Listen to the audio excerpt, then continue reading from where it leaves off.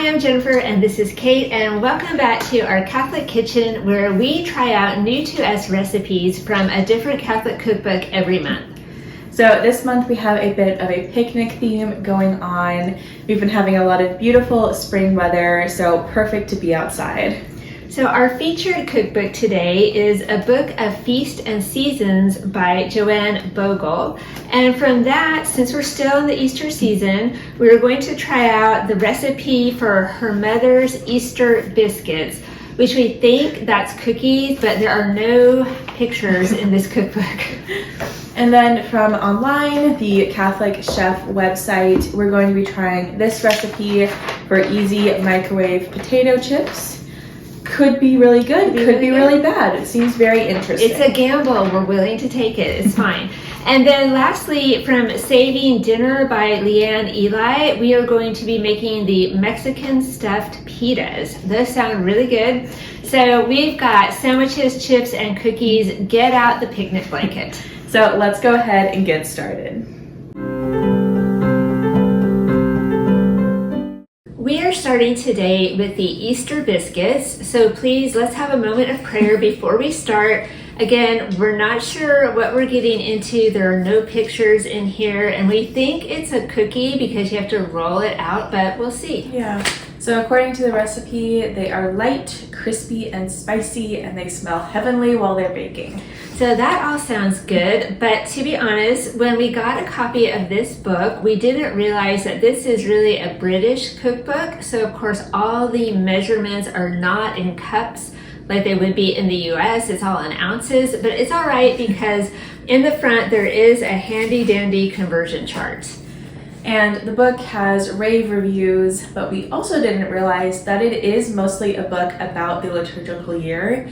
So it's a great resource for information on the church seasons and the saints and their feast days, with a couple of recipes thrown in. Yeah, lots of really fun stories in here about the church year and some recipes, but to be honest, it's not really, I would say, a total cookbook, and we had a little trouble even finding something in here to make that sounded appealing to us.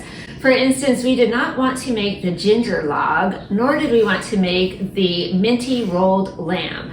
And we also passed on the vegetable cream pie. Please don't get mad, don't hate us for that one. So it's a very kind of British cookbook, but we're hoping these cookie biscuit things turn out well.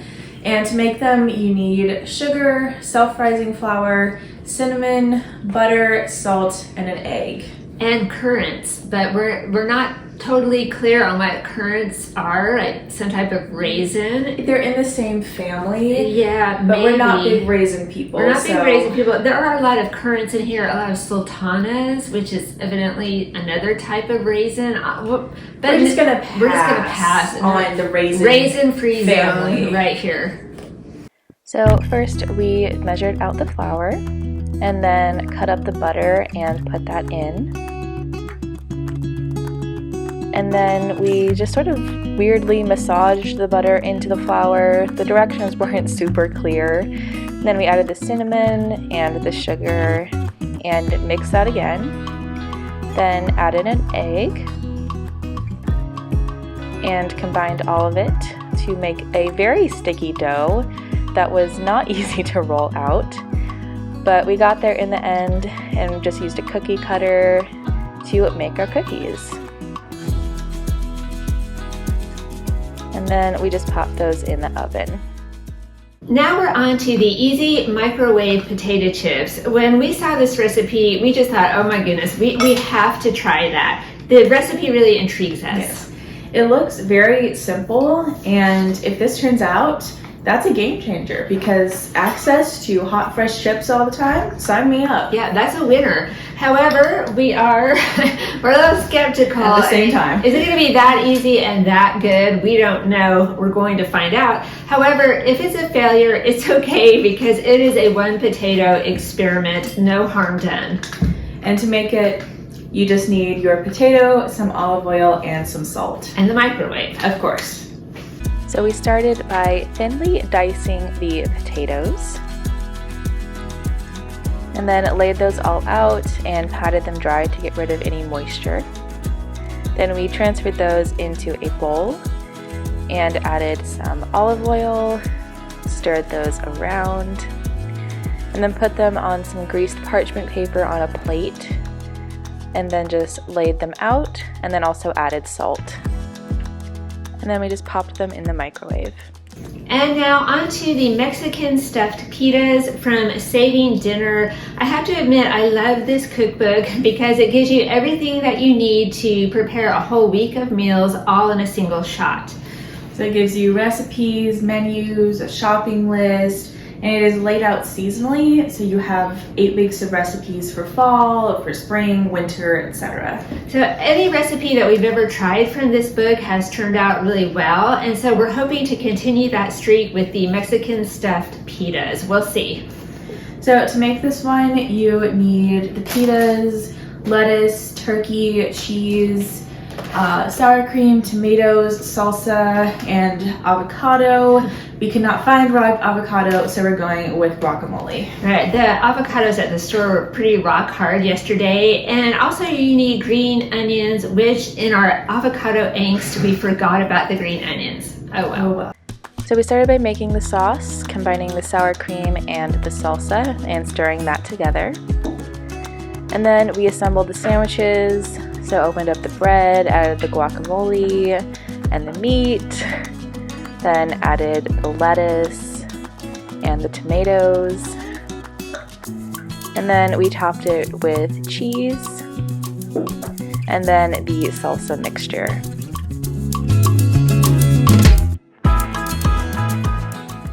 Okay, so this was our end result.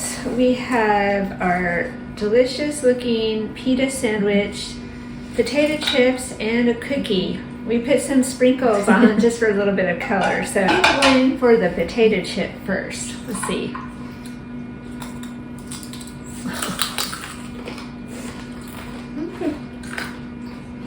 It is a bit hard. You can play with the time so they're more crunchy or less crunchy. Now, this one is not as well done, so hopefully it won't break your teeth. Definitely don't overcook them. Yeah. Well, not bad for a first go. Yeah, like the less well done ones are really, really good. The super well done ones are not as good, but they're not bad. And that's something that kids could do with supervision, of course. If you had a mandolin, which we don't, That would probably be a lot better than trying to cut it by hand. Unless Unless you're a chef or something. right, but you have to be careful with a mandolin because you could slice your... Anyway, we don't need to go down that path. kitchen safety, of kids. slicing fingers. Okay, So let's try the sandwich.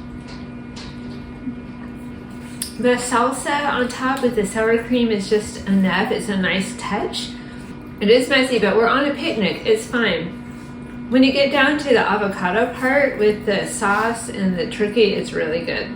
Okay, now the cookies. The sprinkles. Cute. Very thin cookies. They're good, but not life-changing. No, I would say they almost don't really have much flavor. And they're not like crispy, but probably because we were having such a hard time rolling them out, we didn't get them thin enough, but they're good. It was brought up earlier that they might be good with some ice cream, like an ice cream sandwich. You take 2 of these, you put some ice cream in between, and then you can like roll it in the sprinkles. Oh my goodness, yes, yeah. So now we have to determine what our favorite one was out of the 3 recipes we tried, which is really hard. I like the sandwich the best. The sandwich was definitely very good. But I think I'm going to go with the potato chip because I love potatoes. And I think if you could like experiment and get it just right, how you like it, it could be really, really good. Absolutely. The cookies.